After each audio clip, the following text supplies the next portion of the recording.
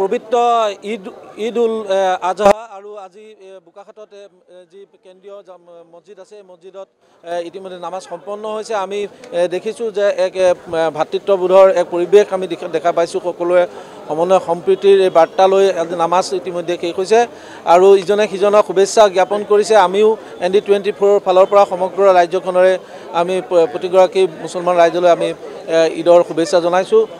কথা পাতিম। আমাৰ লগত আছে পৰিৱেশ কৰ্মী আৰিফ হুছেইন আছে আমাৰ লগত। আৰিফ, যিহেতু নামাজ সম্পন্ন হৈছে, সকলোৰে মংগল, পৃথিৱীখনৰ মংগলৰ কামনা ইতিমধ্যে নামাজ পঢ়া হ'ল। ND24 জৰিয়তে বোকাখাটবাসীৰ লগতে সমগ্ৰ বিশ্ববাসীলৈকে ঈদ উল আজহাৰ শুভেচ্ছা জ্ঞাপন কৰিলোঁ। ইতিমধ্যে আমাৰ বোকাখাটতো ঈদ উদযাপন কৰা হৈছে আৰু ইতিমধ্যে আমাৰ নামাজ সম্পন্ন হৈ গৈছে আৰু ইয়াৰ পিছতে আচলতে ইজনে সিজনক আমাৰ যিজন জ্যেষ্ঠজন আছে বা কনিষ্ঠসকল আছে ইজনে সিজনক আচলতে তেওঁলোকৰ সন্মান আদান প্ৰদান, মৰমৰ আদান প্ৰদান এনেকুৱা ধৰণৰ কৰিছে। এতিয়া তাৰপিছতে সকলো ঘৰাঘৰি হ'ব। আমাৰ লগত আছে উমা চেত্ৰীৰ ক্ৰিকেট প্ৰশিক্ষক গুৰু ৰাজা ৰহমান আছে, শুভেচ্ছা জনাইছোঁ। হয়, আপোনালোক ঈদৰ শুভেচ্ছা থাকিল।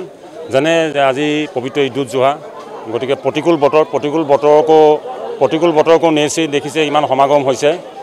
আজি এটা পবিত্ৰ দিন, শান্তিৰ দিন। সকলোৱে মিলি বোকাখাট টাউন মছজিদত পুৱা 7:30 বজাত আমাৰ নামাজ আৰম্ভ হ'ল আৰু এই নামাজৰ পৰা এটাই বাৰ্তা যায় যে পৃথিৱীত আমাৰ শান্তি শৃংখলা যাতে বজাই ৰাখে, তাৰ কাৰণে আমাৰ দোৱা হৈছে। বিশ্বত যাতে শান্তি অটুট থাকে তাৰ কাৰণে আমাৰ দোৱা হৈছে। সকলোৱে মিলিজুলি আজি একেলগে ইয়াত নামাজ পঢ়ি বিশ্ব শান্তিৰ কাৰণে দোৱা কৰিছে যে পবিত্ৰ দিনটোত যাতে হিন্দু মুছলিম সকলো নিজৰ ককাই ভাই নিচিনাকৈ থাকি এখন শান্তিময় পৰিৱেশ সৃষ্টি কৰি যাতে অসমখন শান্তি হয়, তাৰ কাৰণে সকলোৱে ওচৰত আমি দোৱা কৰিছোঁ। আল্লাহ তাআলাই যাতে আমাক সকলোৱে মিলিজুলি থাকিবৰ কাৰণে তৌফিক দিয়ে।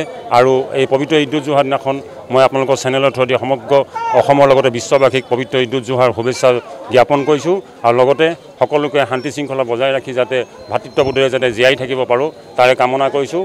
সদশেষত সকলোকে ঈদ উল জুহাৰ পুনৰ মই শুভেচ্ছা জনাইছোঁ।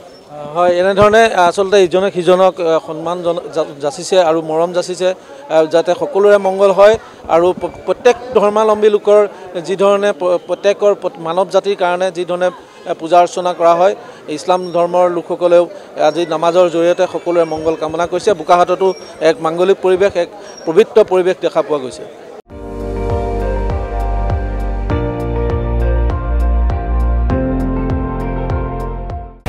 আপুনি চাই আছে ND24, সৰ্বশ্ৰেষ্ঠ নহয় সৰ্বোত্তমৰ দৌৰ।